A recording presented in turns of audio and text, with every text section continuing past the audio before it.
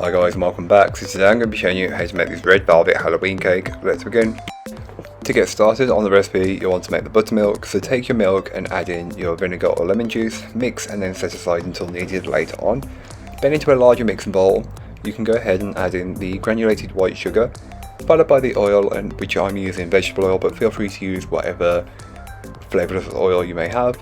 Then add in your eggs, followed by the cocoa powder, vanilla extract and your red food colouring.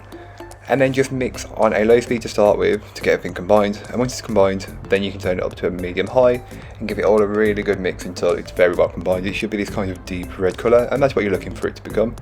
Then add in your baking powder or bicarbonate of soda, and then add in around about a third of your flour, half of the buttermilk, and just keep the mixer going and add these in, mixing well in between each addition. Again, another third of the flour, mix that in until it's fully incorporated, then add in the other half of buttermilk, mix until it's fully incorporated. Again, it's a very repetitive process at this part, but you should start with flour and end with flour, so it's 3 additions of flour to 2 additions of the buttermilk, just giving it all a good mix until it's fully incorporated, but you don't want to overmix it as that will also make the cake a tougher texture.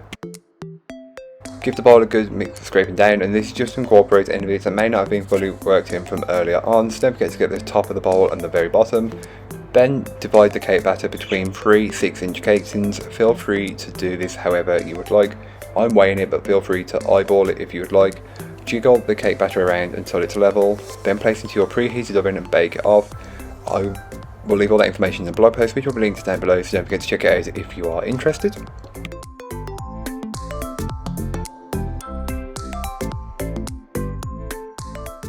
So for the buttercream, you'll want to take a large mixing bowl and place in your egg whites, followed by the sugar, and give them a good mix. Then place over a saucepan of water and keep mixing, and you will get this smooth and glossy mixture.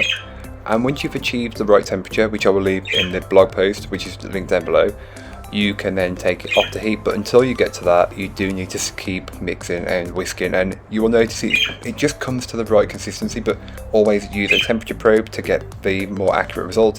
Then transfer into a stand mixing bowl and just whisk on high speed until the mixture becomes this kind of meringue looking consistency. Once you've achieved that, you can then start to add in your chunks of butter a chunk at a time until it's fully incorporated. And you might find that the buttercream goes yellow, yes, that's granted, but it's a lot paler than a standard American buttercream or like a French or Italian meringue buttercream. That's what I find anyway, it's much paler. But then you can go ahead and flavour it with some vanilla or whatever you'd want to flavour it with. And then really you can colour it as well if you'd wanted, but for this recipe we're not doing that. Set aside until needed later on. So then to make the drip, I make the drip before I do the decoration. I'll explain why later on.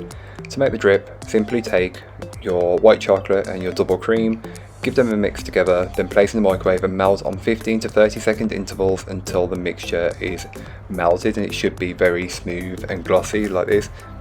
Once you achieve this, you can then go ahead and add in the food colouring.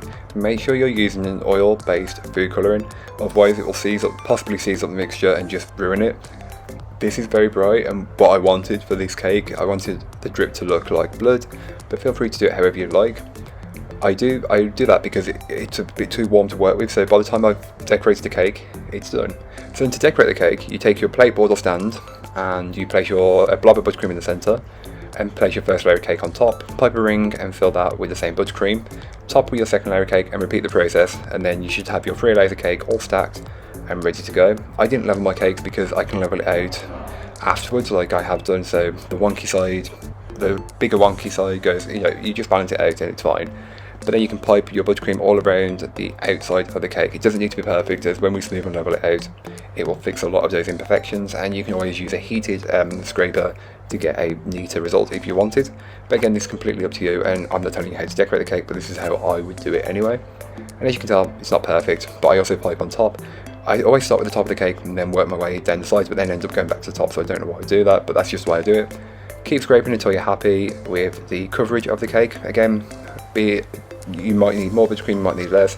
I always have a little bit left over because I've been baking for that long. You just know how much buttercream you have, and it's always good to have a reserve just to be on the safe side.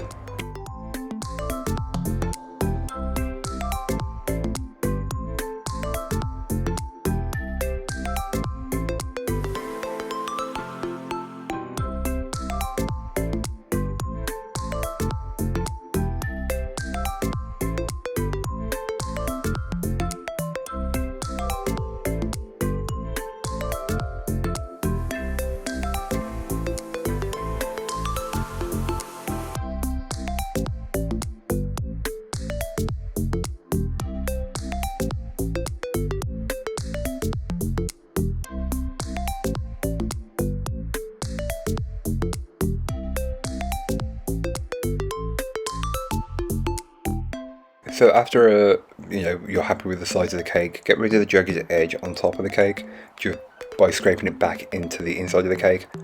I did a swirl on top originally, but then I didn't like how it looked, so I smoothed it out. So I don't recommend doing this if you don't want to do it. But then I just warmed the ganache for 10 seconds in the microwave, and it was the perfect piping consistency. Transferred into my piping bag and applied it to the edge of my cake. I had enough left over to fill the top of the cake as well, which looked a lot better than I thought in my head originally. But then here is what the cake looks like once it's finished.